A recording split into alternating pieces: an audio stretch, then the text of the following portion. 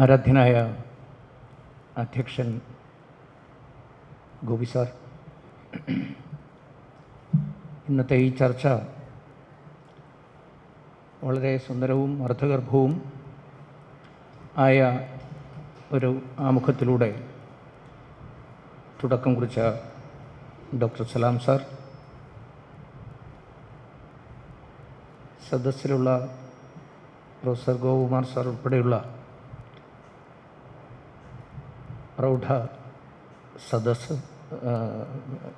ബഹുമാന്യരായ ആളുകളെ, നിങ്ങൾക്കെല്ലാവർക്കും എൻ്റെ വിനീതമായ നമസ്കാരം.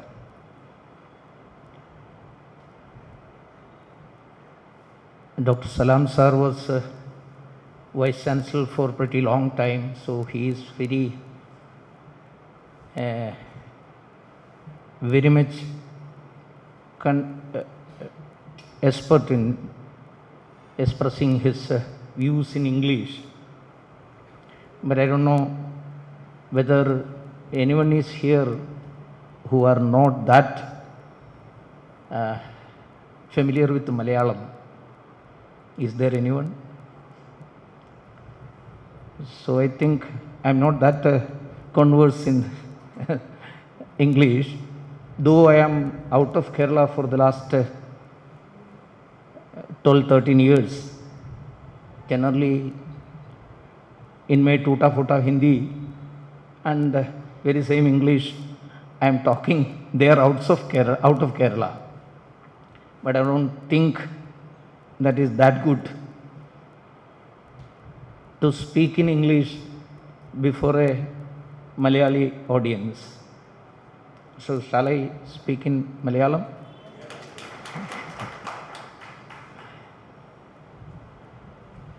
ഈ കഴിഞ്ഞ ദിവസം നടന്ന രണ്ട് പ്രധാന സംഭവങ്ങൾ, അതിലേക്കൊരൽപ്പം സലാം സാറ് വിരൽ ചൂണ്ടിയിരുന്നു. വഖഫ് ബില്ല് പൈലറ്റ് ചെയ്യുകയും അത് പാർലമെൻറ്റിൽ തൻ്റെ വളരെ സ്തുത്യർഹമായ അവതരണ മികവ് കൊണ്ടും എല്ലാം കൊണ്ടും പാസ്സാക്കിച്ച നമ്മുടെ നിയമകാര്യ ന്യൂനപക്ഷ മന്ത്രി കിരൺ റിജിജു ഇന്നലെ കേരളം സന്ദർശിച്ചിരുന്നു, മുനമ്പത്ത് പോയിരുന്നു. അദ്ദേഹത്തിൻ്റെ പത്രസമ്മേളനവും അദ്ദേഹത്തിൻ്റെ മുനമ്പത്തെ പ്രസംഗവും നമ്മളെല്ലാവരും കേട്ടിരിക്കാൻ ഇടയുണ്ട് എന്ന് ഞാൻ വിചാരിക്കുകയാണ്. എത്ര പക്വതയോട് കൂടിയിട്ടാണ്, അല്പം പോലും രാഷ്ട്രീയം കലർത്താതെയാണ് അദ്ദേഹം തൻ്റെ പത്രസമ്മേളനത്തിൽ വിഷയങ്ങൾ അവതരിപ്പിച്ചത്. എത്ര കണ്ട് പ്രൊവോക്കേഷൻ ഉണ്ടായിട്ടും അവിടെ എത്തിയ ഒരു പ്രത്യേക പത്രത്തിൻ്റെ പ്രത്യേക ലേഖകൻ എന്തെല്ലാമാണ് അദ്ദേഹത്തെ കൊണ്ട് പറയിക്കാൻ ശ്രമിച്ചത് എന്ന് വാർത്താസമ്മേളനം കേട്ടവർക്ക് എല്ലാവർക്കും അറിയാം. അത് സ്വാതന്ത്ര്യത്തിൻ്റെ പരിധിയിൽ വരുന്നതാണ്, പത്രക്കാരൻ്റെ സ്വാതന്ത്ര്യത്തിൽ വരുന്നതാണത്രേ അങ്ങനെയൊക്കെ ചോദിക്കുക എന്നത്. ഏത് നാട്ടിലാണ് നമ്മൾ ജീവിക്കുന്നത് എന്ന് സംശയം തോന്നുകയാണ്. Whether we are living in a banana republic, that an act being passed in the parliament, can a minister take over all the land and give and distribute to the people who are suffering? Is this the way? അതാണോ വഴി? Act പാസ്സായി കഴിഞ്ഞാൽ മന്ത്രി വരിക, അവിടെ എത്ര ഏക്കറാണോ അന്യാധീനപ്പെട്ടു പോയിട്ടുള്ളതോ അല്ലെങ്കിൽ വഖഫിൻ്റെ ആണ് എന്ന് അവകാശപ്പെടുന്നതോ ആയിട്ടുള്ള ഭൂമി മുഴുവൻ ഒരു മന്ത്രി പോലീസിനെ കൊണ്ട് വന്ന് എടുത്ത് അവിടെ സമരം ചെയ്യുന്നവർക്ക് കൊടുക്കുന്ന ദിവസമായിരുന്നു ഇന്നലെ എന്ന മട്ടിലാണ് ആ പത്രപ്രവർത്തകൻ തൻ്റെ ചോദ്യങ്ങളെ ചിട്ടപ്പെടുത്തിയത്. ആ ചോദ്യം ചോദിക്കാൻ ചുമതലപ്പെടുത്തിയിരുന്ന പത്രക്കാരൻ, ചുമതലപ്പെടുത്തിയിരുന്നത് ആരാണ്? നമ്മുടെ കേരളത്തിലെ വളരെ സവിശേഷാധികാരങ്ങളുള്ള മാധ്യമപ്രവർത്തകർ. അവരുടെ ചുരുക്കപ്പേര് ഞാൻ പറയുന്നില്ല, ഇതൊരു വളരെ ഗൗരവമുള്ളൊരു സദസ്സായതുകൊണ്ട്. സോഷ്യൽ മീഡിയയിലൊക്കെ പ്രചരിക്കുന്ന ഒരു ചുരുക്കപ്പേരുണ്ട് അതിന്. മാധ്യമപ്രവർത്തകർ ചുമതലപ്പെടുത്തിയിരിക്കുകയാണ്. അവർ കരുക്കൾ മുഴുവൻ നിരത്തി വെച്ചിട്ട് കാത്തിരിക്കുകയാണ്. എന്തെഴുതാൻ? കേന്ദ്ര ഗവൺമെൻറ് മലക്കം മറിഞ്ഞു, കേരളത്തിലെ ആ പ്രത്യേക രാഷ്ട്രീയ പ്രസ്ഥാനം BJP പറഞ്ഞതെല്ലാം വിഴുങ്ങി. എന്തെല്ലാമാണ് ഇന്ന് രാവിലെ പത്രമാധ്യമങ്ങളിലൂടെ അച്ചടിച്ച് നിരത്തപ്പെട്ടത്, ഇന്നലെ ദൃശ്യമാധ്യമങ്ങളിലൂടെ എന്തെല്ലാമാണ് നമ്മുടെ മുമ്പാകെ ചർച്ച ചെയ്യപ്പെട്ടത് എന്ന് നമ്മളെല്ലാവരും കണ്ടു. ഞാൻ ആവർത്തിക്കുകയാണ്, അങ്ങേയറ്റം പക്വതയോടുകൂടി തൻ്റെ ഭരണഘടനാപരമായ ബാധ്യതകളെ മുഴുവൻ ഉയർത്തിപ്പിടിച്ചുകൊണ്ട് അദ്ദേഹം പറയുന്നു, നിയമം പാസ്സായി എന്നത് ശരിയാണ്, പക്ഷേ നേരത്തെ തന്നെയുള്ള കേസുകൾ, സുപ്രീം കോടതി ഉൾപ്പെടെയുള്ളവ പരിഗണിക്കുന്ന കേസുകളെ, ആ കേസുകൾ അതിൻ്റെ വഴിയെ തന്നെ മുന്നോട്ട് പോകണം. ചട്ടങ്ങൾ നിലവിൽ വന്നാൽ തീർച്ചയായിട്ടും ഇവിടുത്തെ റവന്യൂവിൻ്റെ അധികാരം ആരുടെ കയ്യിലാണോ ഉള്ളത് അതെല്ലാവർക്കും അറിയാവുന്നതാണ്. റവന്യൂ ഭൂമിയുടെ അവകാശം കേന്ദ്ര ഗവൺമെൻറ്റിൻ്റെ കയ്യിലല്ല എന്നതും എല്ലാവർക്കും അറിയാവുന്നതാണ്. ആ നിലയിൽ ആ കേസ് അവസാനിക്കുകയും അവസാന നിമിഷം വരെ നിങ്ങൾക്ക് ആ ഭൂമി തിരികെ കിട്ടും വരെ ഞങ്ങൾ നിങ്ങളുടെ കൂടെ ഉണ്ടാവും, ഞാൻ നിങ്ങളുടെ കൂടെ ഉണ്ടാവും. ഈ ഒരു മാന്യതയ്ക്ക് ഭരണഘടനാപരമായ തൻ്റെ പ്രതിബദ്ധതയെ ഉയർത്തിപ്പിടിക്കുന്ന മന്ത്രിയെ അഭിനന്ദിക്കുന്നില്ല എന്നുള്ളത് പോട്ടെ, ഞാനിത് രാഷ്ട്രീയമല്ല നിങ്ങളുടെ മുമ്പിൽ പറയാൻ ശ്രമിക്കുന്നത്. അഭിനന്ദിക്കുന്നില്ല എന്നുള്ളത് പോട്ടെ, അവഹേളിക്കുന്നതാണ് തങ്ങളുടെ സ്വാതന്ത്ര്യം എന്ന് പ്രഖ്യാപിക്കുകയാണ് പത്രമാധ്യമങ്ങൾ. ഇത് നമ്മൾ ഇന്നലെ കണ്ട ഒരു കാര്യമാണ്.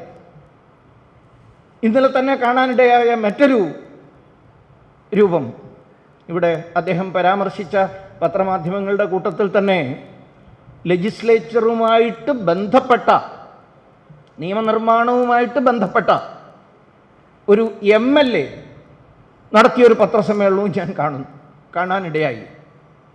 ഇന്നലെയാണോ ഇന്ന് രാവിലെയാണോ എന്നറിയില്ല, ഉച്ചയോട് കൂടിയിട്ടാണ് കണ്ടത്. അത് പാലക്കാട് ഒരു ഇൻ്റലക്ച്വലി ചലഞ്ചഡായിട്ടുള്ള ആൾക്കാർക്ക് വേണ്ടി പാലക്കാട് നഗരസഭ ആരംഭിക്കാൻ പോകുന്ന ഒരു നൈപുണ്യ വികസന വിദ്യാലയം വികസിപ്പിക്കുന്നതിന് വേണ്ടിയിട്ടുള്ള വിദ്യാലയത്തിന് ഇടുന്ന പേരുമായിട്ട് അതിനെന്ത് പേരിടണം എന്നതിനെ സംബന്ധിച്ച് നടന്ന ഒരു വിവാദത്തിന് അവിടുത്തെ MLA കൂടുതൽ എക്സ്പ്ലനേഷൻ നൽകുന്ന രംഗമാണ് കണ്ടത്. ആദ്യ ദിവസങ്ങളിൽ അദ്ദേഹം തന്നെ പറഞ്ഞത്, തേങ്ങയിടാൻ പോയ ആളോ ചക്കയിടാൻ പോയ ആളോ ഒക്കെ സ്വാതന്ത്ര്യ സമര സേനാനി ആവുന്നത് എങ്ങനെയാണ് എന്നാണ് പറയുന്നത്. ഡോക്ടർ കേശവ ബൽറാം ഹെഡ്ഗവാർ എന്ന് പറയുന്ന ആളെക്കുറിച്ചാണ്. ഇതും ഒരു MLAയുടെ ആവിഷ്കാര സ്വാതന്ത്ര്യമാണ്. ഇതിനെല്ലാം സ്വാതന്ത്ര്യത്തിൻ്റെ ആ വലിയ പട്ടികയിലാണ് പെടുത്തുന്നതെന്ന് ആലോചിക്കണം. ആരാണ് ഡോക്ടർ ഹെഡ്ഗവാർ? ഒരല്പം ചരിത്രം വായിക്കാൻ മെനക്കെട്ടാൽ വെറുതെ ഡോക്ടർ ഹെഡ്ഗവാർ എന്ന് AI-യിലൊന്നും പോകണ്ട, അല്ലെങ്കിൽ ChatGPT-യിലും പോകണ്ട, വെറുതെ ഗൂഗിൾ ചെയ്താൽ തന്നെ കാണാം.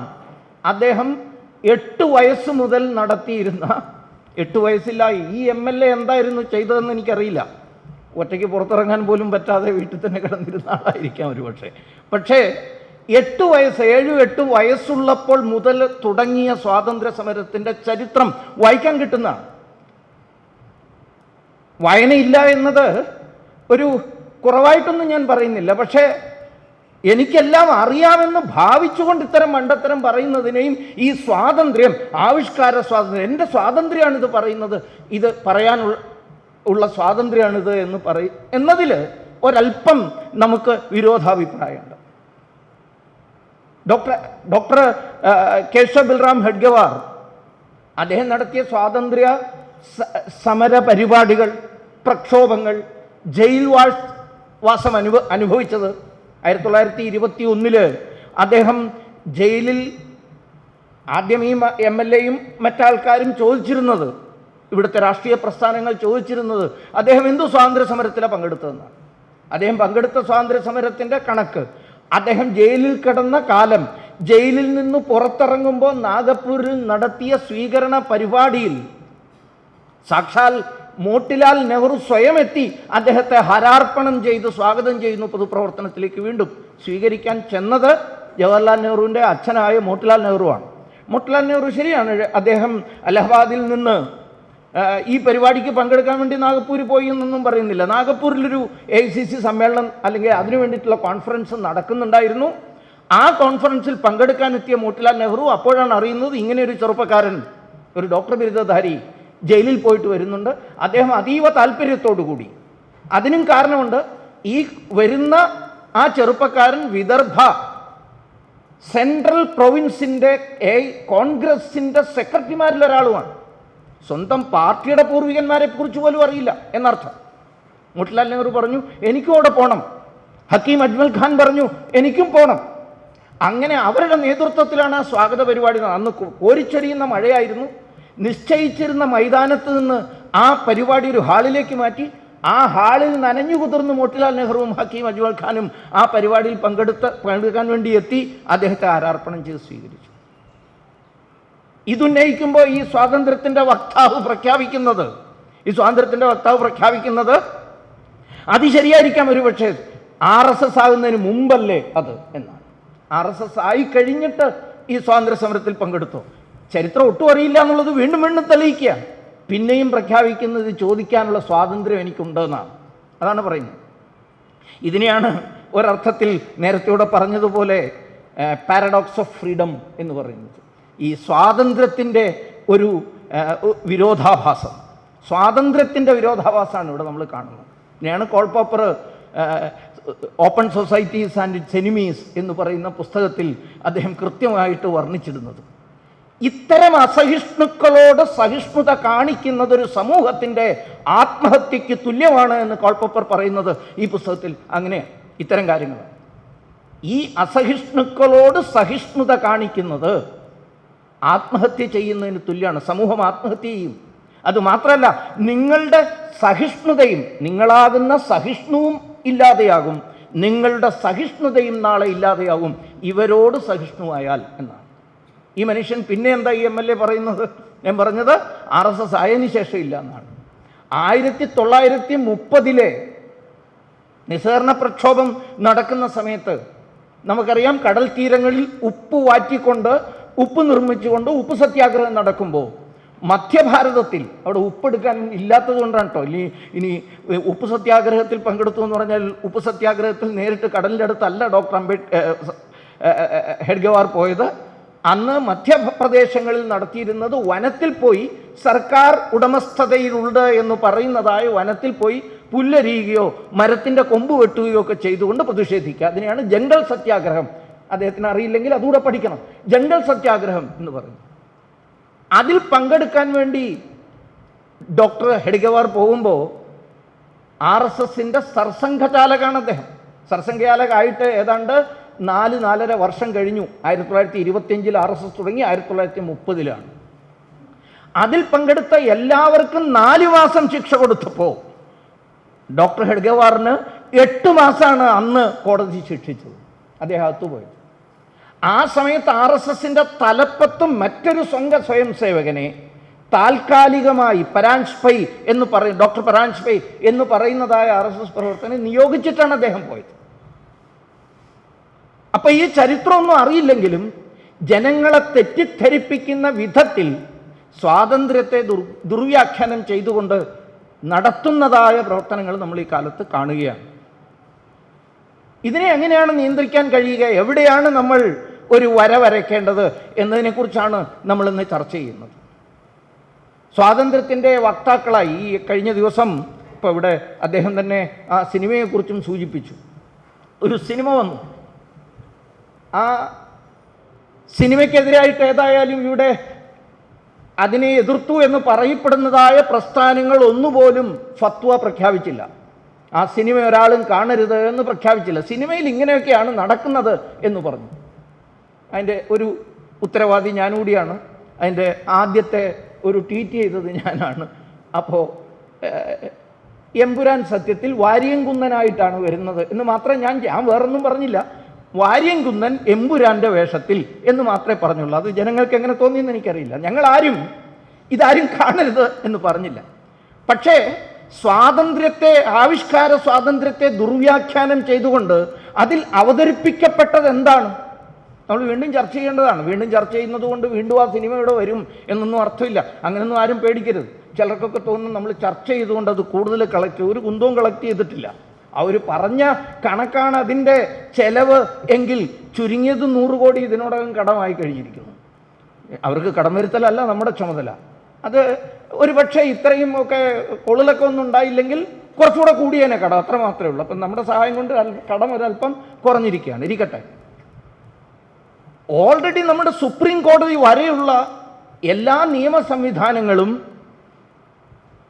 അവിടെ നടന്ന കലാപങ്ങളെക്കുറിച്ച്, ഗുജറാത്തിൽ നടന്ന കലാപത്തെക്കുറിച്ച് വ്യക്തമായൊരു ചിത്രം സമൂഹത്തിൻ്റെ മുമ്പിൽ നൽകിയിരിക്കെ അതിനെ വീണ്ടും ദുർവ്യാഖ്യാനം ചെയ്യുകയും പ്രധാനമന്ത്രിയും ആഭ്യന്തരമന്ത്രിയും, ഭാരതത്തിൻ്റെ പ്രധാനമന്ത്രിയും ആഭ്യന്തരമന്ത്രിയും അതോടൊപ്പം തന്നെ രഹസ്യാന്വേഷണ വിഭാഗത്തിൻ്റെ സുരക്ഷാ ഉപദേഷ്ടാവിനെ വരെ അവഹേളിക്കുന്ന വിധത്തിലുള്ള സിനിമ, നമ്മുടെ ഭരണഘടനയെ പ്രതിനിധീകരിക്കുന്ന ആളുകളെ അപമാനിക്കുന്ന വിധത്തിലുള്ള ആവിഷ്കാര സ്വാതന്ത്ര്യം, ഇത് സ്വാതന്ത്ര്യമാണോ ഇല്ലയോ എന്നതാണ് നമ്മൾ പ്രധാനമായിട്ട് ചർച്ച ചെയ്യേണ്ടത്.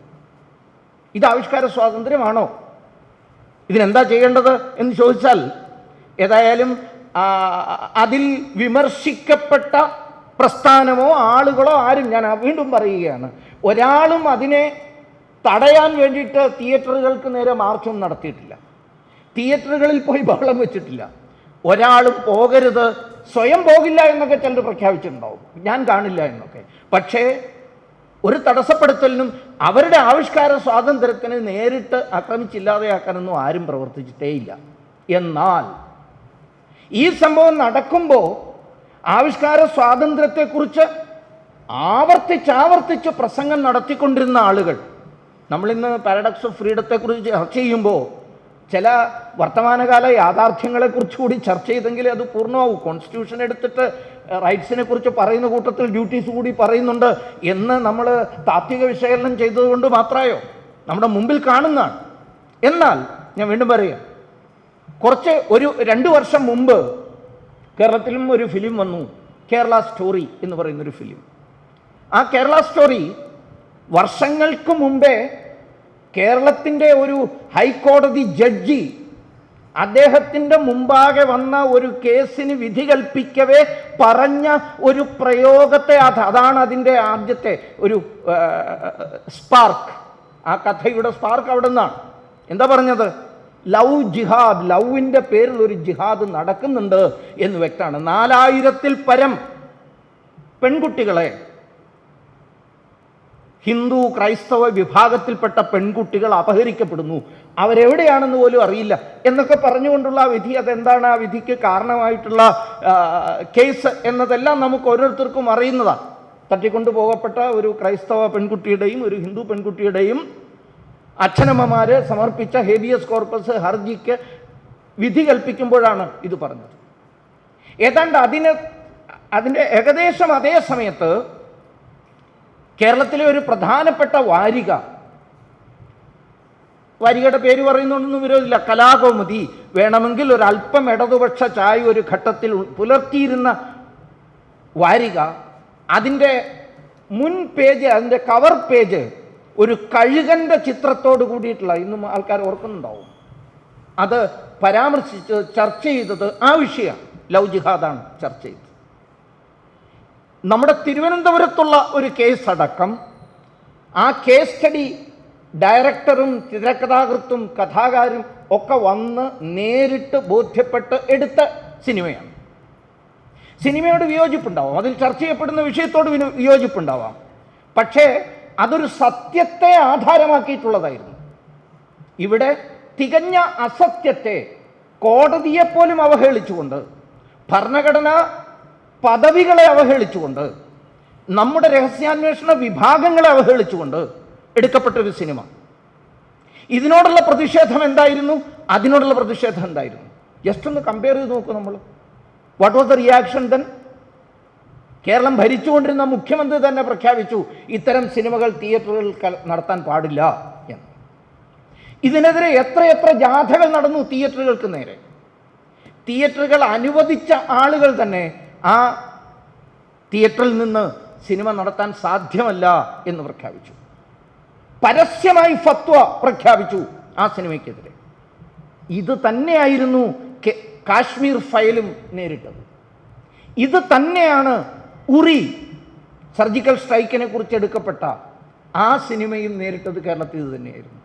പരസ്യമായ ആക്രമണവും തിയേറ്ററിൽ വിലക്കുകളും എല്ലാം നമ്മുടെ നാട്ടിൽ നടക്കുകയാണ്. അപ്പോൾ ഇവിടെ നമ്മൾ എങ്ങനെയാണ് ഇതിൽ ഏതു മാർഗമാണ് സ്വീകരിക്കേണ്ടത് എന്ന് തീരുമാനിക്കുക? എവിടെയാണ് ലൈൻ വരയ്ക്കേണ്ടത്? എനിക്ക് തോന്നുന്നു ലൈൻ വരയ്ക്കേണ്ടത് സ്വയം തന്നെയാണ്. ഒരു സെൽഫ് നിയന്ത്രണമാണ്, ഒരു സ്വനിയന്ത്രണമാണ് ഈ കാര്യത്തിൽ ആവശ്യമായിട്ടുള്ളത്. ഒന്ന്, ഈ സാഹിത്യകാരന്മാരായാലും പത്രപ്രവർത്തകരായാലും ചലച്ചിത്ര നിർമ്മാതാക്കളായാലും ഒക്കെ പുലർത്തേണ്ടത് ഒരു സ്വയം നിയന്ത്രണം തന്നെയാണ്. രണ്ടാമത്, അവർക്ക് സ്വീകരിക്കാവുന്ന ഒരു കാര്യം ഇവിടെ ഉദ്ധരിക്കപ്പെട്ടതുപോലെ നമ്മുടെ ഭരണഘടന, നമ്മുടെ നീതിന്യായ വ്യവസ്ഥ, ഇതിനെല്ലാം ഉപരി രാഷ്ട്രം. വീര സാവർക്കർ അദ്ദേഹം രാഷ്ട്രത്തെക്കുറിച്ച് പറയുന്ന സമയത്ത് പറഞ്ഞ ഒരു ഉള്ളിൽ നിന്ന് രോമാഞ്ചത്തിൻ്റെ അഗ്നി ശലാകകൾ ഉയരുന്നൊരു വാക്കുണ്ട്. Our duty is to fight for our nation come what may. എന്തും സംഭവിക്കട്ടെ, നമ്മുടെ ഉത്തരവാദിത്വം ഒന്ന് മാത്രമാണ് ഈ രാഷ്ട്രത്തിന് വേണ്ടി. Come what may, my nation right or wrong. എൻ്റെ രാഷ്ട്രം എന്ന ഒരു വര വരയ്ക്കാൻ പറ്റുമോ നമുക്ക്? രാഷ്ട്രത്തിന് മുറിവേൽക്കാത്ത വിധത്തിലായിരിക്കണം, രാഷ്ട്രത്തിൻ്റെ നിയമവ്യവസ്ഥയ്ക്ക് മുറിവേൽക്കാത്ത വിധത്തിലായിരിക്കണം നമ്മൾ ഈ കാര്യങ്ങളെ സ്വീകരിക്കേണ്ടത്, കാണേണ്ടത് എന്ന് നമുക്ക് തീരുമാനിക്കാൻ കഴിഞ്ഞാൽ വലിയൊരളവോളം ഈ പ്രശ്നങ്ങൾ പരിഹരിക്കാൻ കഴിയുമോ? ഇതൊക്കെ വളരെ പെട്ടെന്ന് തീരുന്ന പ്രശ്നങ്ങളൊന്നുമല്ല, പെട്ടെന്ന് തീർക്കാൻ കഴിയുന്നതായ കാര്യങ്ങളും ആണ് എന്ന് എനിക്ക് തോന്നുന്നില്ല. ഒരു വലിയ വിദ്യാഭ്യാസ പ്രക്രിയ ഈ കാര്യത്തിന് ആവശ്യമായിട്ട് വരും. ഇവിടെ ആവിഷ്കാര സ്വാതന്ത്ര്യത്തെക്കുറിച്ചും ഞങ്ങളുടെ സ്വാതന്ത്ര്യം, ജനങ്ങളുടെ ആവിഷ്കാര സ്വാതന്ത്ര്യം, പത്രപ്രവർത്തകരുടെയും സിനിമാ പ്രവർത്തകരുടെയും കലാപ്രവർത്തകരുടെയും സ്വാതന്ത്ര്യത്തിനു വേണ്ടി നിലകൊള്ളുന്നവരെന്ന് പറഞ്ഞവരുടെ ചരിത്രം കൂടി ഒന്ന് പരിശോധിക്കേണ്ടത് ഈ അവസരത്തിൽ കുറച്ച് ഗുണകരമായിരിക്കും എന്ന് എനിക്ക് തോന്നുകയാണ്. ഭാരതം സ്വതന്ത്രമായി 1.5 വർഷം കഴിഞ്ഞപ്പോഴാണ് മുംബൈയിലെ മിൽ വർക്കേഴ്സിൻ്റെ ഇടയിൽ ഒരു വലിയ സമരം നടന്നു 1949. ആ സമര പന്തലിലേക്ക് വന്നുകൊണ്ട് ആ കാലത്തെ ഏറ്റവും പ്രഗത്ഭനായ കവിയും ഷെയർ സ്രഷ്ടാവും സിനിമ ഗാന രംഗത്തെ പ്രഗത്ഭനുമായ മജ്റൂസ് സുൽത്താൻപുരി, നിങ്ങളെല്ലാവരും ഒരുപക്ഷെ കേട്ടിരിക്കാം അദ്ദേഹത്തിൻ്റെ പ്രഗത്ഭമായ ഗാനങ്ങൾ. ദോസ്തിയിലെ ഗാനം വളരെ പ്രസിദ്ധമാണ്, ചാഹൂങ്ക മേ തുഛേ സാഞ്ച് സവേരെ. ഇതൊക്കെ നമ്മളെല്ലാവരും, അത് മജ്റൂസ് സുൽത്താൻപുരിയുടെയാണ്. അതേപോലെ തന്നെയാണ് ആ ദോസ്തിയിലെ തന്നെ വളരെ പ്രധാനപ്പെട്ട, ഈ പാട്ടിന് അവാർഡൊക്കെ കിട്ടിയതാണ്. അതേപോലുള്ളൊരു പാട്ടാണ് ജാനേവാലൂൻ സറ മൂഡ് കെ ദേഖോ മേം ബി ഇൻസാൻ ഹൂ എന്ന് പറയുന്ന പ്രസിദ്ധമായിട്ടുള്ള ഗാനമൊക്കെ എഴുതിയ ആ മജ്റൂസ് സുൽത്താൻപുരി. അദ്ദേഹം ആ സമ്മേളന നഗരിയിലെത്തിയിട്ട്, അദ്ദേഹം ഉണ്ടായിരുന്നു ബൽറാജ് സാഹ്നി എന്ന് പറയുന്ന ആ കാലത്തെ പ്രധാനപ്പെട്ട, പഴയ തലമുറയിൽപ്പെട്ടവരൊക്കെ ഹിന്ദി സിനിമ കാണുന്നവരൊക്കെ സാഹ്നിയെക്കുറിച്ച് ഓർക്കുന്നവരാണ്. വന്നിട്ട് അദ്ദേഹം ഒരു കവിത അവിടെ എല്ലാവരുടെയും മുമ്പിൽ പാടി. ആ കവിത വളരെ പ്രസിദ്ധമാണ്. അമൻ കാ ഝണ്ഡാ ഇസ് ധരതി പർ കിസ്നെ കഹാ ലഹ്റാനെ ന പായേ. ആരാണ് പറഞ്ഞത് സമാധാനത്തിൻ്റെ പതാക ഈ ഭൂമിയിൽ പറത്താൻ പാടില്ലെന്ന്? ഏ ബി ഹൈ കൊയ് ഹിറ്റ്ലർ കാ ചേല. ഈ പറയുന്നവരാരാണ്? ഹിറ്റ്ലറുടെ വല്ല ശിഷ്യന്മാരാണോ? മാർലെ സാഥി ജാനേ ന പായേ. സുഹൃത്തെ, കൊല്ലുക എന്നെ, വിടരുത് തന്നെ മുന്നോട്ട് നീങ്ങാൻ. മാർലെ സാഥി ജാനേ ന പായേ. പിന്നെ ഡയറക്റ്റായിട്ട് മജ്റൂസ് സുൽത്താൻപുരി ചോദിക്കുകയാണ് അടുത്ത വരിയിൽ, കോമൺവെൽത്ത് കെ ദാസ് ഹേ നെഹ്റു മാർലെ സാഥി ജാനേ ന പായേ. അതായത് കോമൺവെൽത്തിൻ്റെ അടിമയായ നെഹ്റു, അദ്ദേഹമാണ് ഈ സമാധാനത്തിൻ്റെ പതാക. അപ്പോൾ ഇദ്ദേഹത്തെക്കുറിച്ച് വർണ്ണിക്കുന്നത് എങ്ങനെയാണ്? ഇന്നലെ പത്രസമ്മേളനം നടത്തിയ ആ MLA ഒക്കെ പറയുന്നത്, സ്വാതന്ത്ര്യത്തിൻ്റെ വക്താവ്. ശങ്കർ ഒരു കാർട്ടൂൺ വരച്ചപ്പോൾ ആ കാർട്ടൂൺ വരച്ച തന്നെക്കുറിച്ച് വരച്ച കാർട്ടൂണിനെ കുറിച്ച് അഭിനന്ദിച്ച് ശങ്കറെ കെട്ടിപ്പിടിച്ച് പൊട്ടിച്ചിരിച്ച ആവിഷ്കാര സ്വാതന്ത്ര്യത്തിൻ്റെ ഇഹലോകം കണ്ടതിൽ വെച്ച് ഏറ്റവും പ്രമാണി എന്നൊക്കെ പറയുന്ന നെഹ്റുവിനെ കുറിച്ചാണ് ഇത്രയും പറഞ്ഞതെന്താണ്? ഏവീഹി കൊയ് ഹിത്തർ കെ ചേല മാർലെ സാഥി ജാനേ ന പായേ എന്ന് എഴുതിക്കൊണ്ട് വിമർശിച്ചു, ശക്തമായ വിമർശനം. പക്ഷേ ആ വിമർശനത്തോട് നെഹ്റുജിയുടെ സമീപനം എന്തായിരുന്നു? ഒരു പാട്ടാണ് ആ പാവം വന്ന് പാടിയത്. ഭാരതം അറിയുന്ന ഒരു ലിറിസിസ്റ്റാണ്, ഒരു കവിയാണ്. അദ്ദേഹത്തിൻ്റെ ഭാര്യ ആ സമയത്ത് ഗർഭിണിയാണ്. വളരെ ദയനീയമായ സാഹചര്യമാണ്. ഫിർദൌസ് എന്ന് പറയുന്ന അദ്ദേഹത്തിൻ്റെ ഭാര്യ ഗർഭിണിയായിരുന്നു. അവരെ കാണാൻ പോലും പോകാൻ ഈ സുൽത്താൻപൂരി അനുവദിച്ചില്ല. അദ്ദേഹത്തിന് അനങ്ങാൻ നിവർത്തിയുണ്ടായില്ല. ലോകപ്രസിദ്ധനായ സിനിമാ നടൻ രാജ് കപൂർ അന്ന് ഉദാരമായി കൊടുത്ത 1000 രൂപ കൊണ്ടാണ് ആശുപത്രി ചെലവ് ആ പാവം നടത്തിയത്. എന്നിട്ടും ഏകദേശം 2 വർഷത്തേക്ക് അദ്ദേഹത്തെ ജയിലിൽ പാർപ്പിച്ചു. സ്വാതന്ത്ര്യത്തെക്കുറിച്ച് നമ്മൾ പറയുക, തന്നോടുള്ള പ്രതിഷേധത്തെ, തന്നോടുള്ളൊരു വിമർശനത്തെ സഹിക്കാതിരിക്കുക, എന്നിട്ട് നമ്മുടെ മുമ്പിൽ വന്നിട്ട് ആവിഷ്കാര സ്വാതന്ത്ര്യത്തിൻ്റെ വക്താവായി പറയുക. ഇവിടെയാണ് ഈ പാരഡോക്സ്. ഞാൻ പറഞ്ഞ കാൾ പോപ്പറുടെ പാരഡോക്സ് എന്ന് പറയുന്നത് ഇവിടെയാണ്. ഏതാണ് ശരി, ഏതാണ് തെറ്റെന്ന് നിശ്ചയിക്കാൻ നമുക്ക് സാധിക്കണം. അപ്പോൾ ആരെല്ലാമോ ചില കള്ളക്കളികൾ നടക്കുന്നുണ്ട്. അവിടെ തീരുന്നില്ല. 1950 ഭരണഘടന നിലവിൽ വന്ന് ഉടനെ തന്നെ ഒരു പ്രധാനപ്പെട്ട കേസ്, 2 പ്രധാന പത്രങ്ങൾക്കെതിരായിട്ടുള്ള ഒരു കേസ് നിലവിൽ വന്നു. ഒന്ന് ബോംബെയിൽ നിന്ന് പ്രസിദ്ധീകരിക്കുന്ന അതിൻ്റെ ചെന്നൈ പതിപ്പിനെതിരായിട്ട് ക്രോസ് റോഡ്സ് എന്ന് പറയുന്ന പത്രം, രമേശ് എന്ന് പറയുന്നതായ അദ്ദേഹത്തിൻ്റെ പത്രാധിപത്യത്തിൽ വരുന്ന ഒരു ഇടതുപക്ഷ ചായവുള്ള പത്രം, അതിനെതിരായിട്ടൊരു case Chennai state, Madras state case കൊടുത്തു. അത് പ്രധാനമന്ത്രിയെ വിമർശിക്കുന്നു. അതാണ് പ്രധാനപ്പെട്ട പ്രശ്നം. പ്രധാനമന്ത്രിയുടെ വിദേശ നയത്തെക്കുറിച്ചും സാമ്പത്തികാര്യ വിഷയത്തെക്കുറിച്ചും വിമർശിക്കാൻ പാടില്ല. അതുകൊണ്ട് കേസ് വന്നു. കേസിൽ ഈ ക്രോസ് റോഡ്സിനെ നിരോധിച്ചു, അതിൻ്റെ അച്ചടി നിരോധിച്ചു. ഇവർ സുപ്രീം കോടതിയിൽ കേസിന് പോയി.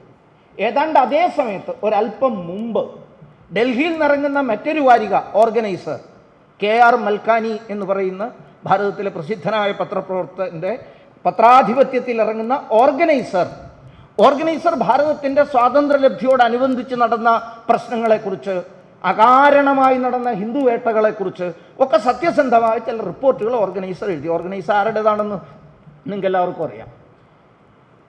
ഓർഗനൈസറിനെതിരായിട്ടും കേസ് വരികയും ഓർഗനൈസർ പ്രീ സെൻസർഷിപ്പിന് വിധേയമാകാൻ വേണ്ടി ശിക്ഷിക്കുകയും ചെയ്തു. ഈ പ്രീ സെൻസർഷിപ്പ് എന്ന് പറയുന്ന നിയമം 1818 ബ്രിട്ടീഷുകാരൻ കൊണ്ടുവന്ന പത്രമാരണ നിയമത്തിൽപ്പെട്ടതാണ്. അച്ചടിച്ച് പുറത്തിറങ്ങുന്നതിന് മുമ്പ് തന്നെ അധികാരികളെ കാണിക്കണം എന്ന അവസ്ഥ. അന്ന് ബ്രിജുഭൂഷൺ പത്രത്തിൻ്റെ പബ്ലിഷറായിരുന്ന, ഓർഗനൈസറിൻ്റെ പബ്ലിഷറായിരുന്ന ബ്രിജുഭൂഷൺ അതിന് കേസ് കൊടുത്തു. സുപ്രീം കോടതിയിൽ, ആദ്യം ഹൈക്കോടതിയിൽ എതിരായിട്ട് വിധി വന്നു. പക്ഷേ സുപ്രീം കോടതിയിൽ അനുകൂലമായ വിധി, ഈ കേസിൽ അനുകൂലമായ വിധി വന്നു. ആ വിധി വരുന്ന ആ സമയത്ത് വളരെ പ്രസിദ്ധമായൊരു editorial, all's well that ends well എന്ന് പറയുന്നതായൊരു editorial, all is well that ends well എന്ന് പറയുന്ന ആ എഡിറ്റോറിയൽ എഴുതി KR മൽക്കാനി. അദ്ദേഹം എഴുതിയ ആ എഡിറ്റോറിയലിൻ്റെ ഒരു ഭാഗം ഞാൻ നിങ്ങളുടെ മുമ്പിൽ വായിക്കാം. വസ്തുതകൾ പവിത്രമാണ്. ചിലർക്ക് രുചികരമല്ലാത്തതിനാൽ അവയുടെ പ്രസിദ്ധീകരണം തടയുന്നത് സത്യത്തിനെതിരെ വ്യാജം പ്രവർത്തിക്കലാണ്. അപ്രിയമായ വസ്തുതകൾ പത്രങ്ങളിൽ വരരുതെന്ന് ഭരണകൂടം ആത്മാർത്ഥമായി ആഗ്രഹിക്കുന്നുവെങ്കിൽ അതിനുള്ള ശരിയായതും സത്യസന്ധവുമായ ഒരേ ഒരു മാർഗം ഭരണകൂടം സ്വയം നേർവഴിക്ക് നടക്കുകയും അതുവഴി അത്തരം സംഭവങ്ങൾ ഒഴിവാക്കുകയും ചെയ്യുക എന്നതാണ്. ഇതാണ് ഓൾസ് വെൽ ദറ്റ് എൻഡ്സ് വെൽ എന്ന് പറയുന്ന ഓർഗനൈസറിൻ്റെ ഐതിഹാസികമായ എഡിറ്റോറിയലിൻ്റെ ഒരു ഭാഗം. ഇതിന് ഈ സംഭവം അനുകൂലമായിട്ട് ഓർഗനൈസറിനും ക്രോസ് വേർഡ്സിനും അനുകൂലമായി സുപ്രീം കോടതി വിധി വന്നതിനെ തുടർന്ന് നെഹ്റുജിയുടെ ഒരു കേരള സന്ദർശനം ഉണ്ടായി. ഞാൻ ഇതിനുവേണ്ടി കുറച്ച് സെർച്ച് ചെയ്തപ്പോൾ എനിക്ക് ഭാരത സർക്കാരിൻ്റെ തന്നെ പബ്ലിക് റിലേഷൻസ് ഡിപ്പാർട്ട്മെൻറ്റിൽ നിന്ന് അവരുടെ ആർക്കൈവ്സിൽ നിന്ന് കിട്ടിയ കുറച്ച് വിവരങ്ങളാണ്. അദ്ദേഹം അന്ന് കേരളം സന്ദർശിച്ചിരുന്നു. ആ കേരളം സന്ദർശിച്ച തിരുവിതാംകൂറിൽ കോൺഗ്രസ് പ്രവർത്തകരുടെ ഒരു യോഗം അദ്ദേഹം നടത്തി.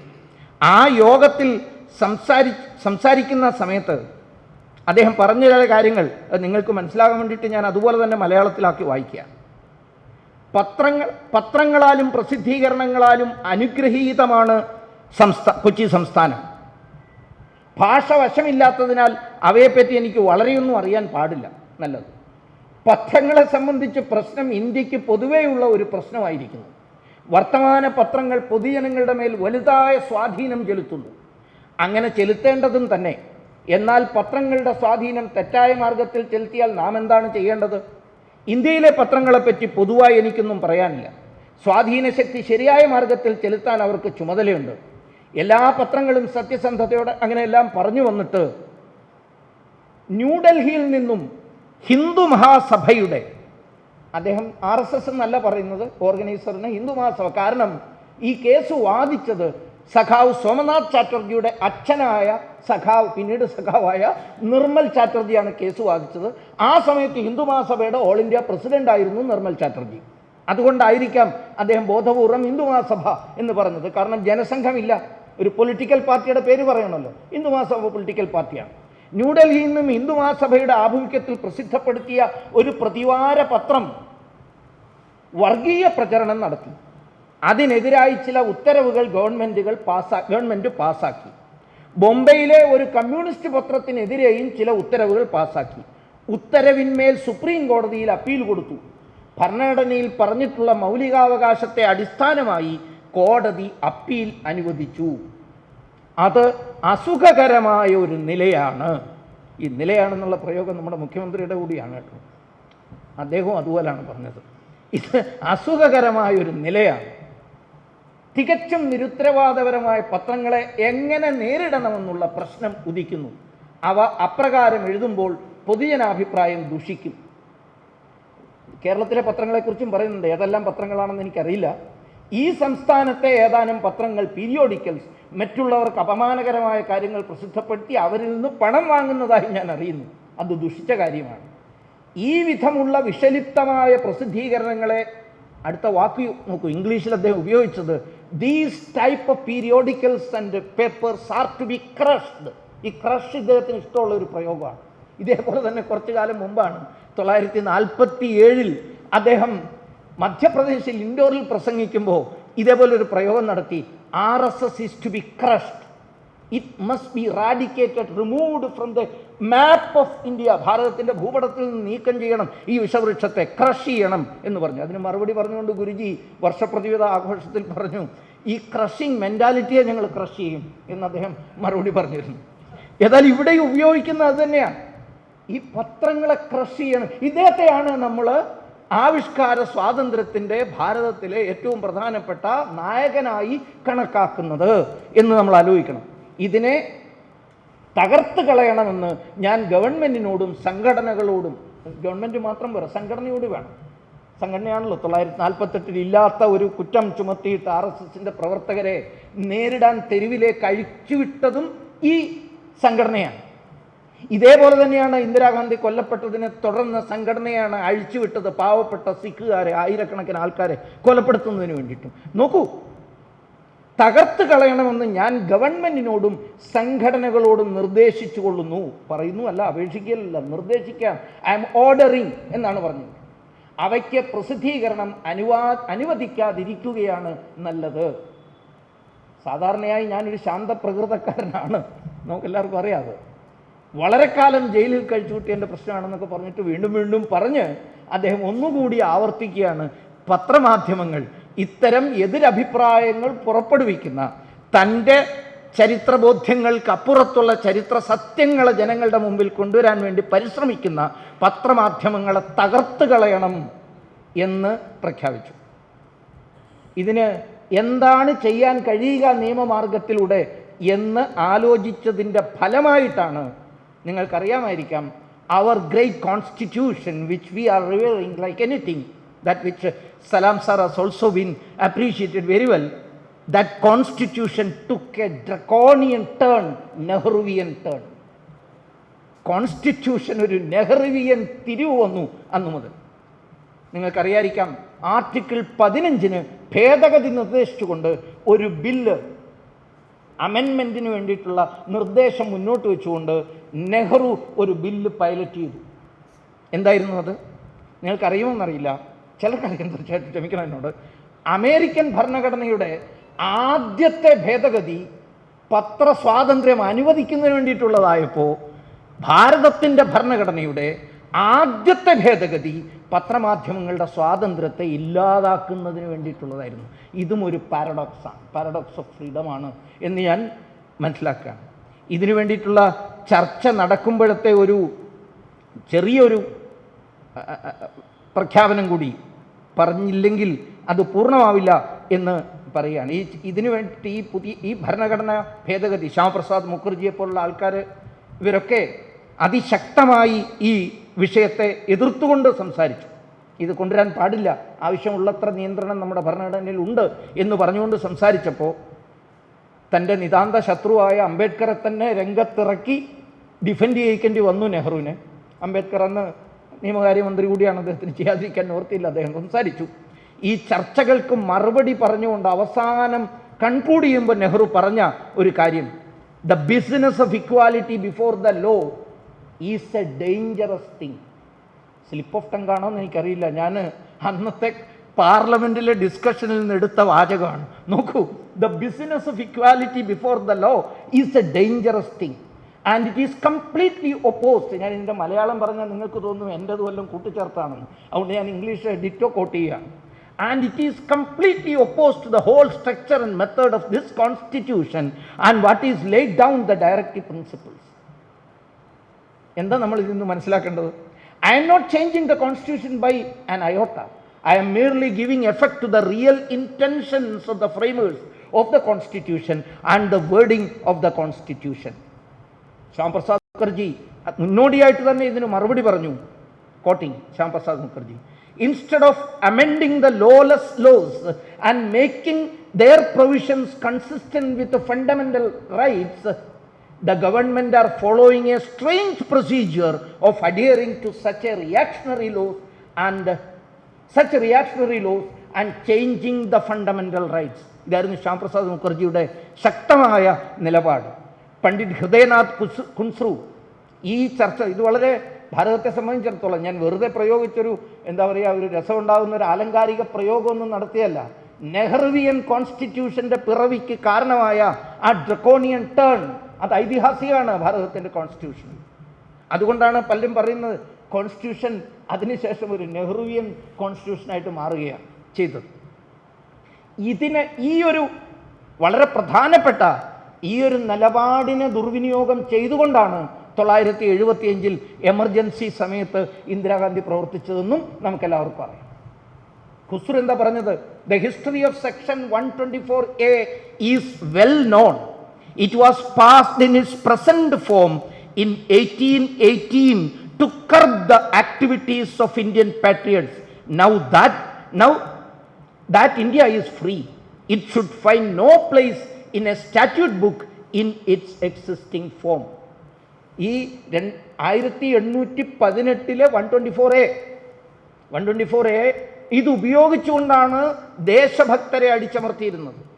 അതിനെ പുനർജീവിപ്പിക്കുന്ന വിധത്തിലാണ് ഈ പ്രീ സെൻസർഷിപ്പ് ഓർഗനൈസറിനെതിരെ, ഞാൻ അഭിമാനപൂർവ്വം പറയുകയാണ്, കുറച്ചു കാലം ഞാൻ പത്രാധിപരായിരുന്ന കേസരി അതിൻ്റെ ഒരു സഹോദര സ്ഥാപനമായ ഓർഗനൈസർ നേരിട്ട ആ ഒരു വലിയ വെല്ലുവിളി, അവർ നടത്തിയ അതിശക്തമായ പോരാട്ടം ഒരുപക്ഷെ ഏഷ്യയിലെ പത്രപ്രവർത്തന മേഖലയിലെ ഏറ്റവും സുപ്രധാനമായ വിധി നേടിയെടുക്കുന്നതിൽ.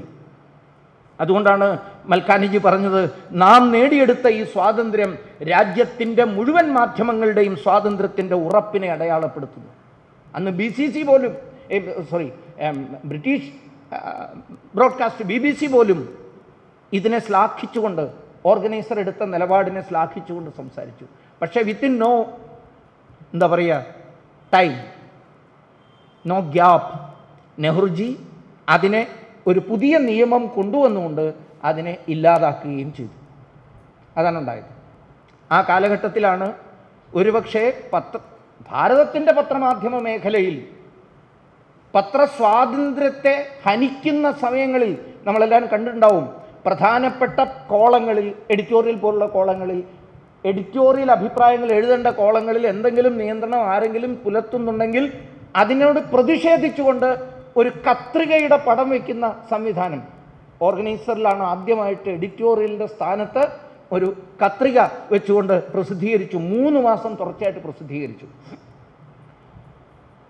ആ ഒരു പോരാട്ടത്തെ നമ്മൾ ഇവിടെ പത്രങ്ങൾ ഇന്നെടുക്കുന്ന ചില സ്വാതന്ത്ര്യം, രാഷ്ട്രത്തിൻ്റെ നിലനിൽപ്പിനെ തന്നെ ബാധിക്കുന്ന വിധത്തിലുള്ള സ്വാതന്ത്ര്യം, അത് ശരിയാണോ എന്ന് ആലോചിക്കുകയും അതേപോലെ തന്നെ മുൻകാലങ്ങളിൽ ഇക്കൂട്ടരുടെ, അതായത് പത്രസ്വാതന്ത്ര്യത്തെക്കുറിച്ച് ഇന്ന് വളരെ വലിയ വർത്തമാനങ്ങൾ പറയുന്ന ആളുകൾ യാഥാർത്ഥ്യങ്ങളെ പൊതുജനങ്ങളുടെ മുമ്പിൽ നിന്ന് മറച്ചു വെച്ചുകൊണ്ട് നടത്തുന്ന പ്രവർത്തനത്തെയും നമ്മൾ വിലയിരുത്തേണ്ടതുണ്ട് എന്ന് എനിക്ക് തോന്നുകയാണ്. അടിയന്തരാവസ്ഥ കാലത്താണ് 1975 ഒരു പ്രധാനപ്പെട്ട സിനിമ നിരോധിക്കപ്പെട്ടത്. ആ സിനിമയുടെ നെഗറ്റീവ് മുഴുവൻ പിന്നീട് മാരുതി ഓട്ടോമൊബൈൽസായ അന്ന് സഞ്ജയ് ഗാന്ധിയുടെ ഉടമസ്ഥതയിലോ അല്ലെ നിയന്ത്രണത്തിലോ ഉള്ള ഓട്ടോമൊബൈൽ സ്ഥാപനത്തിൻ്റെ വലിയ ഷെഡിൽ, ഭീമാകാരമായ ഷെഡിൽ കൊണ്ടുവന്നിട്ട് കത്തിച്ചത്. പിന്നീട് അദ്ദേഹത്തിനെതിരായിട്ട് കേസ് വരികയും അദ്ദേഹം കുറച്ചു കാലം ജയിലിൽ ഈ വിഷയത്തിൽ കിടക്കുകയും ചെയ്തു എന്ന് നമുക്കെല്ലാവർക്കും ഓർമ്മയുള്ളതാണ്.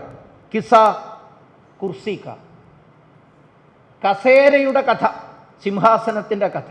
അതൊരു വളരെ വ്യംഗ്യ സ്വഭാവത്തിലുള്ള ഒരു സിനിമയാണ്. നിങ്ങൾ ചിലരെങ്കിലും ആ സിനിമ പിന്നീട് റിലീസ് ചെയ്യപ്പെട്ടപ്പോൾ അതിൻ്റെ നെഗറ്റീവ് പ്രിൻ്റ് മുഴുവൻ കത്തിച്ച് കളഞ്ഞിട്ട് കൂടി അടിയന്തരാവസ്ഥ നീക്കം ചെയ്തപ്പോൾ ആ സിനിമ പുനർനിർമ്മിച്ചു. അമൃതലാൽ വാഡി എന്ന് പറയുന്നതായ അതിൻ്റെ സംവിധായകൻ. അതിലെ ചില പാട്ടുകളൊക്കെ വളരെ പ്രസിദ്ധമാണ്. ഏക് ഭാരത് മേ ബൻ ഗേ ജാലിയൻ വാല ബാഗ് ഹസാർ, ഗാന്ധി തേരെ ദേശ് മേ ഏക് കൈസ അത്യാചാർ, ഗാന്ധി തേരെ ദേശ് മേ ഏക് കൈസ അത്യാചാർ എന്നൊക്കെ ചോദിച്ചുകൊണ്ടുള്ള പാട്ടുകൾ ഈ അടിയന്തരാവസ്ഥ പ്രഖ്യാപിച്ചതുകൊണ്ട് അതിലെ നായകൻ അല്ലെങ്കിൽ വില്ലൻ, നായകനാണോ വില്ലനാണോ ഏതായാലും അദ്ദേഹം ഏർപ്പാട് ചെയ്യുന്ന അടിയന്തരാവസ്ഥയ്ക്കെതിരായിട്ടുള്ള പാട്ടുകളൊക്കെ ഉണ്ട്. ആ സിനിമ നിരോധിച്ചു. ഇതേപോലെ തന്നെയാണ് ഒരു വിദേശി നെഹ്റുവിൻ്റെ ഒരു ജീവചരിത്രം എഴുതി 1970. ചില ഉദാഹരണങ്ങൾ മാത്രം ഞാൻ പറയുകയാണ്.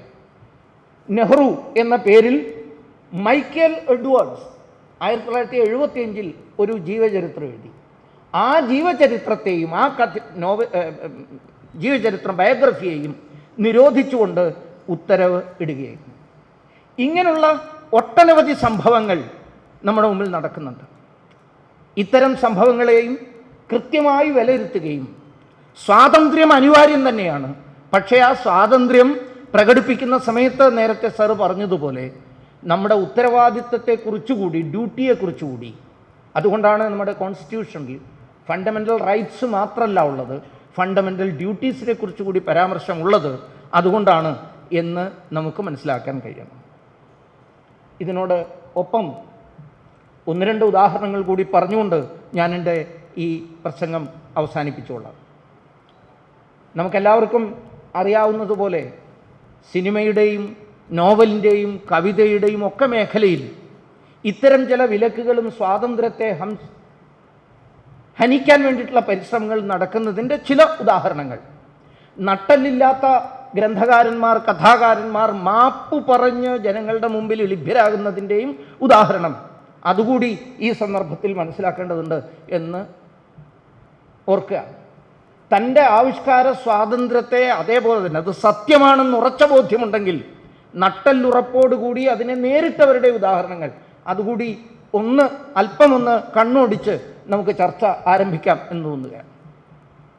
മാപ്പിള ലഹള കഴിഞ്ഞതിന് ശേഷം വലിയ തോതിലുള്ള കൂട്ടക്കൊല, മലബാർ മേഖലയിൽ ഹിന്ദുക്കളുടെ കൂട്ടക്കൊല കഴിഞ്ഞപ്പോൾ ശ്രീനാരായണ ഗുരുദേവൻ്റെ നിർദ്ദേശപ്രകാരം അദ്ദേഹത്തിൻ്റെ വത്സല ശിഷ്യനായ കുമാരനാശാൻ മലബാറിൽ പോവുകയും അവിടെ കണ്ട അനുഭവങ്ങളെ ഒരു കാവ്യമായി രൂപപ്പെടുത്തുകയും ചെയ്തു. ദുരവസ്ഥ എന്നാണ് ആ കാവ്യത്തിൻ്റെ പേര്. അദ്ദേഹം അത് എഴുതി പ്രസിദ്ധം ചെയ്ത് കഴിഞ്ഞപ്പോൾ ആവിഷ്കാര സ്വാതന്ത്ര്യത്തിനെതിരെ സർക്കാരല്ല, നിയമസംവിധാനമല്ല, ഇവിടുത്തെ ഒരു സംഘടിത മതം. അതും ചില, ഞാൻ നേരത്തെ പറഞ്ഞ പോലെ ഫത്വ പുറപ്പെടുവിക്കുന്ന ആൾക്കാരാണ്. അവരതിശക്തമായി കുമാരനാശാനെ എതിർത്തു. കുമാരനാശാനെതിരായിട്ട് സമ്മേളനങ്ങൾ നടത്തി, പ്രതിഷേധ യോഗങ്ങൾ. ആലപ്പുഴ പോലുള്ള സ്ഥലങ്ങളിലെ പ്രതിഷേധ യോഗങ്ങളിൽ ഉയർന്ന മുദ്രാവാക്യങ്ങൾ ഒരുപക്ഷെ ഈ സമീപകാലത്ത് നമ്മൾ വീണ്ടും കേട്ട കുന്തിരിക്കവും കർപ്പൂരമൊക്കെ എടുത്തു വെച്ചോളൂ എന്ന് പറഞ്ഞതിനേക്കാൾ വളരെ ഭീകരമായ മുദ്രാവാക്യങ്ങളാണ് ഉയർന്നത് അദ്ദേഹത്തിനെതിരായിട്ട്. പ്രമേയങ്ങൾ പാസാക്കി, ഈ കവിത തിരുത്തണം എന്നാവശ്യപ്പെട്ടു. അമ്മമാരില്ലേ, സഹോദരിമാരില്ലേ, ഈ മൂർഖർക്ക് ഈശ്വര ചിന്തയില്ലേ എന്നൊക്കെയുള്ള കുമാരനാശാൻ്റെ ചാട്ടുളി പോലത്തെ പ്രയോഗം വർഗീയതയ്ക്കെതിരായിട്ട്, ഭീകരതയ്ക്കെതിരായിട്ട് ഉയർന്ന ആ കവിത തിരുത്തണമെന്നാണ് ആവശ്യപ്പെട്ടത്. കുമാരനാശാൻ, ഞാൻ നേരത്തെ പറഞ്ഞതുപോലെ, നട്ടലിന് നല്ല ഉറപ്പുണ്ടായിരുന്നതുകൊണ്ട് ഒരു വരി പോയിട്ട് ഒരക്ഷരത്തിൻ്റെ ഒരു അംശം പോലും ഞാൻ ഇതിൽ നിന്ന് മാറ്റില്ല. കാരണം ഇതെൻ്റെ ബോധ്യമാണ്, ഇത് ഞാൻ നേരിട്ട് കണ്ടറിഞ്ഞ ബോധ്യമാണ് എന്ന് അദ്ദേഹം പറഞ്ഞു. അദ്ദേഹത്തിൻ്റെ ആവിഷ്കാര സ്വാതന്ത്ര്യത്തിനെതിരായിട്ടൊരു സംഘടിത മതം ആഞ്ഞടിക്കാൻ ശ്രമിച്ചപ്പോൾ കുമാരനാശാൻ ഉറച്ചു നിന്ന് അത് വീണ്ടും പ്രസിദ്ധം ചെയ്തു. ഇന്നും അത് ഇറങ്ങുന്നുണ്ട്. ഒറ്റ അപകടം മാത്രമേ സംഭവിച്ചുള്ളൂ. നമ്മുടെ നാട്ടിലെ ഇടതുപക്ഷ സാഹിത്യ നിരൂപകന്മാർ കുമാരനാശാനെ വിലയിരുത്തുന്ന സമയത്ത് ആ കൂട്ടത്തിൽ നിന്ന് ഒഴിച്ചു നിർത്തുന്ന ഒരു കാവ്യമായി ദുരവസ്ഥ മാറി എന്നൊരു ദുരവസ്ഥ ഒഴിച്ചാൽ, ഒരു ദുരവസ്ഥയാണെങ്കിൽ വേറൊന്നും സംഭവിച്ചില്ല. അദ്ദേഹം അതിൽ ഉറച്ചു. ഞാൻ വർത്തമാനകാലത്തെ ചില കപട വിപ്ലവകാരികളായ ചില ആൾക്കാരുടെ കഥകളെക്കുറിച്ച് കൂടി പറയാം. കുറച്ചു കാലം മുമ്പ് ഒരു സന്തോഷ് എച്ചിക്കാനം എന്ന് പറയുന്നതായ ഒരു കഥാകൃത്ത്, അദ്ദേഹം ഒരു കഥ എഴുതി. ബിരിയാണി എന്നാണ് പേര്. ബിരിയാണി എന്ന് പറയുന്ന കഥ നടക്കുന്നത് വടക്കൻ മലബാറിലാണ്. ആ വടക്കൻ മലബാറിൽ നടക്കുന്ന ആ കഥ ചരിത്ര, അതിലെ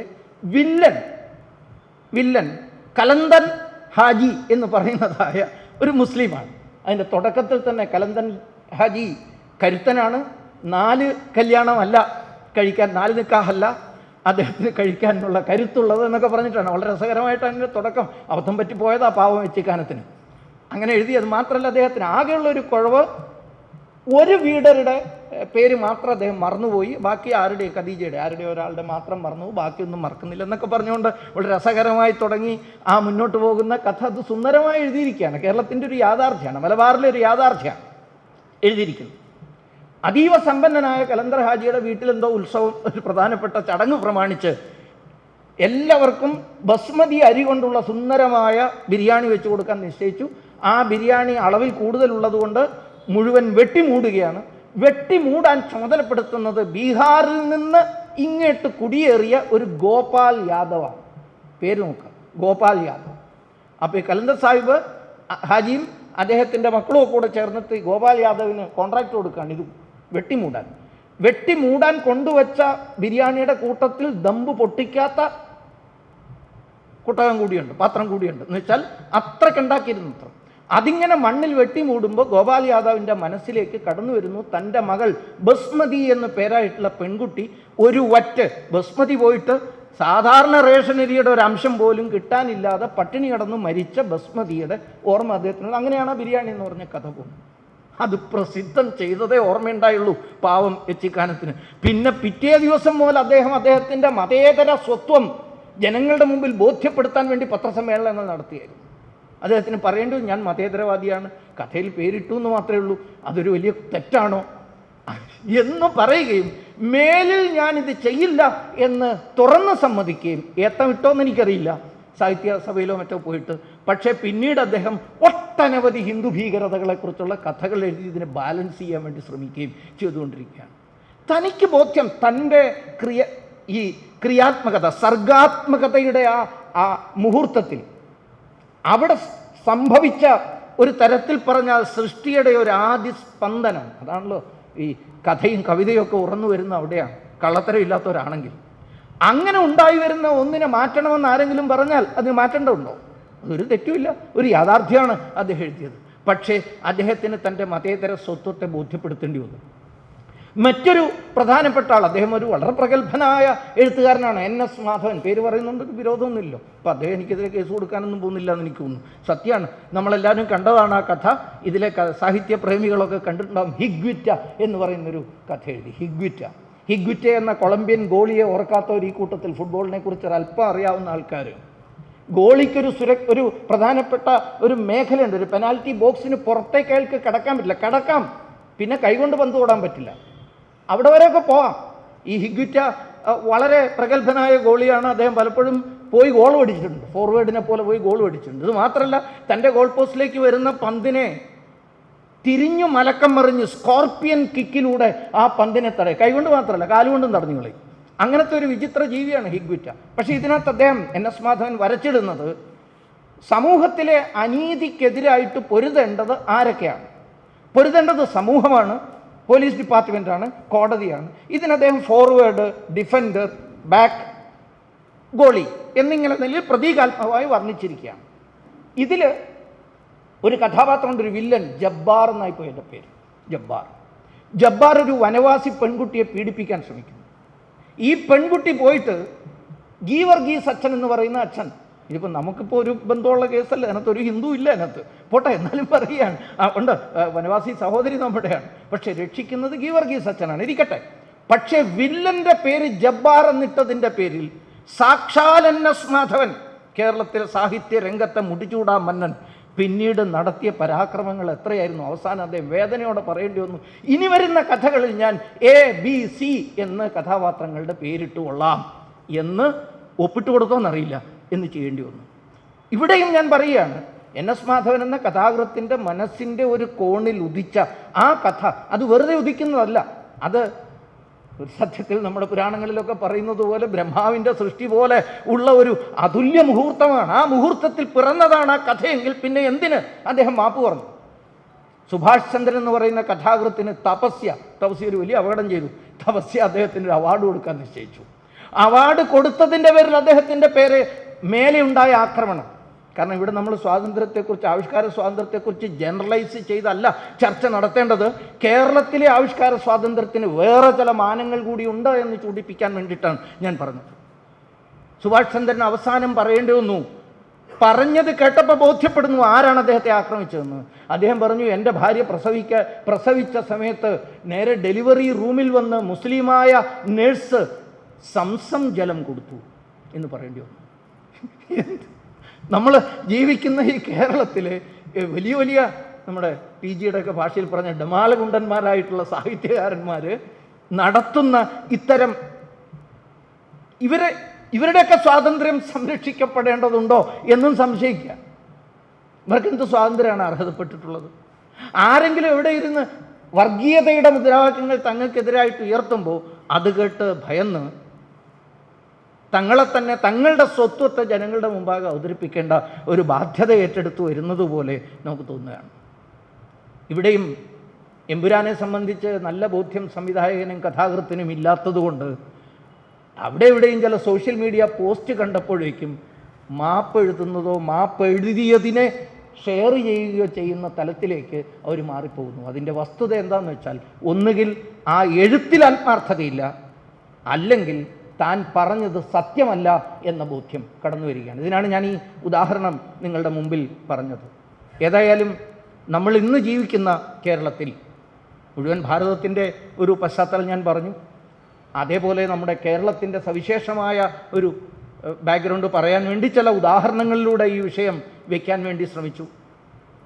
അങ്ങേയറ്റത്തെ ഫിലോസഫിക്കലായിട്ടുള്ള ഒരു വിശകലനമൊന്നും നടത്താൻ ഞാൻ ഈ സന്ദർഭത്തിൽ പുറപ്പെടുന്നില്ല. നമ്മുടെ പേര് നീതി എന്നൊക്കെയാണെങ്കിലും അതല്ല ഇതല്ല എന്ന ആ ചിരന്തനമായ വേദാന്ത തത്വാന്വേഷണം നടത്തുന്ന ജ്ഞാനയോഗിയുടെ ധ്യാനഭാഷയാണ് നമ്മുടെ പ്രസ്ഥാനത്തിൻ്റെ പേര്. ന ഇതി, ഇതല്ല, നോർ അതുമല്ല, നോട്ട് ദിസ് നോട്ട് ദാറ്റ് എന്ന് പറഞ്ഞുകൊണ്ട് സത്യത്തെ അന്വേഷണം നടത്തുകയാണ്. അതിന് ചില ഉദാഹരണങ്ങൾ ഉപകരിക്കും എന്ന് കരുതി ഞാൻ നിങ്ങളുടെ മുമ്പിൽ ചില ഉദാഹരണങ്ങൾ കൂടി വെച്ചതാണ്. ഏതായാലും ഒരു വര വരയ്ക്കണം എന്നുണ്ടെങ്കിൽ ആ വര കൃത്യമായി നമ്മുടെ പവിത്രമായ ഭരണഘടനയും നമ്മൾ നിലകൊള്ളുന്ന പവിത്രമായ ആശയങ്ങളും ഓൾറെഡി വരച്ചു വെച്ചിട്ടുണ്ട്. ശ്രീനാരായണ ഗുരുദേവൻ പറഞ്ഞതുപോലെ, ഒരുവൻ ആത്മസുഖത്തിന് ആചരിക്കുന്നവ അപരന് സുഖത്തിനായി വരേണം. നമ്മൾ ചെയ്യുന്നത് മറ്റുള്ളവരുടെ സുഖത്തിനു കൂടി ഉള്ളതായിത്തീരണം എന്നതാണ് ആ വലിയ വര. ഈ പാരഡോക്സ് പ്രോബ്ലം, ഈ വിരോധാഭാസത്തിൻ്റെ, സ്വാതന്ത്ര്യത്തിൻ്റെ വിരോധാഭാസം പാരഡോക്സ് ഓഫ് ഫ്രീഡം. അദ്ദേഹം കാൾ പോപ്പറിൻ്റെ ആ പുസ്തകങ്ങൾ വായിച്ചിട്ടുള്ള ആൾക്കാരാണ് ഇതിലിരിക്കുന്ന ആളുകളിൽ ഭൂരിപക്ഷമെന്ന് എനിക്കറിയാം. അദ്ദേഹം പാരഡോക്സ് ഓഫ് ഡെമോക്രസിയെക്കുറിച്ചും പറയുന്നുണ്ട്. ഡെമോക്രസിയിലൂടെ അധികാരത്തിൽ വരുന്ന ആൾക്കാർ ഡെമോക്രസിയെ തന്നെ ഇല്ലാതെയാക്കാൻ ശ്രമിക്കുമ്പോൾ അതൊരു ഡെമോക്രസിയുടെ പാരഡോക്സാണ്. അതേപോലെ ഈ ഫ്രീഡത്തിൻ്റെ പാരഡോക്സ്, അതിനെ വേണ്ട വിധം മനസ്സിലാക്കുകയും വിലയിരുത്തുകയും നമ്മുടെ സമൂഹത്തിൽ വളർന്നു വരുന്ന തലമുറകളുടെ മുമ്പിൽ സത്യത്തെ അവതരിപ്പിക്കുന്നതിന് ഈ പ്രശ്നങ്ങൾ ഒരു വിധത്തിൽ, ഇത്തരത്തിലുള്ള പ്രശ്നങ്ങൾ ഒരു വിധത്തിലും ബാധകമാകരുത് എന്ന ഒരു വിഷയം കൂടി പറഞ്ഞുകൊണ്ട് ഞാൻ എൻ്റെ വാക്കുകൾ ഇവിടെ ഉപസംഹരിക്കുകയാണ്. അറിയില്ല എനിക്ക് ചർച്ചയ്ക്ക് ഇനി എത്ര നേരം ഉണ്ട് എന്ന്. ഏതായാലും നീതി ഇതല്ല പരമസത്യം, അതുമല്ല പരമസത്യം, ചരൈവേതി. നമുക്ക് ആ സത്യം തേടിയുള്ള നമ്മുടെ യാത്ര മുന്നോട്ട് നീക്കാം. Let's talk. Branding partner Edubix online executive education, focus physiotherapy centre Pattom, Unnat engineering Gujarat, തീർത്ഥയാത്ര.com, iron build Gujarat, PRS hospital Killipalam Thiruvananthapuram. 5 തലമുറകളായി നിങ്ങൾക്കൊപ്പം. തുമ്പമൺ ശ്രീ വടക്കുംനാഥൻ ക്ഷേത്രം, അമ്പലക്കടവ്, പത്തനംതിട്ട. ശ്രീമദ് സ്കന്ദപുരാണ മഹാസത്രം 2025 മെയ് 11 മുതൽ 18 വരെ. ബ്രഹ്മശ്രീ മുംബൈ ചന്ദ്രശേഖര ശർമ്മയുടെ മുഖ്യ കാർമ്മികത്വത്തിൽ മഹാഗണപതി ഹോമം, സ്കന്ദപുരാണ പാരായണം, മഹത് പ്രഭാഷണങ്ങൾ, പൂജഹോമാദികൾ, കലാസാംസ്കാരിക പരിപാടികൾ. സത്രയജ്ഞ കർമ്മങ്ങളിലേക്ക് എല്ലാ ഭക്തജനങ്ങളുടെയും സാന്നിധ്യവും സഹകരണവും സാദരം അഭ്യർത്ഥിക്കുന്നു. മഹാസത്രവേദിയിൽ മെയ് 18 പഴനി അരുൾമിക ദണ്ഡായുധപാണി സ്വാമി ദേവസ്ഥാന അർച്ചക സ്ഥാനികർ ശ്രീസെൽവ സുബ്രഹ്മണ്യ ശിവശാരിയാരുടെ മുഖ്യ കാർമ്മികത്വത്തിൽ നടക്കുന്ന അതിശ്രേഷ്ഠവും സർവൈശ്വര്യദായകവുമായ സ്കന്ദഹോമം. സ്കന്ദമഹാപുരാണ സത്രത്തിന്റെ ആദിമധ്യാന്തമുള്ള സമ്പൂർണ്ണ തത്സമയ കാഴ്ച തത്വമയി നെറ്റ്വർക്കിൽ.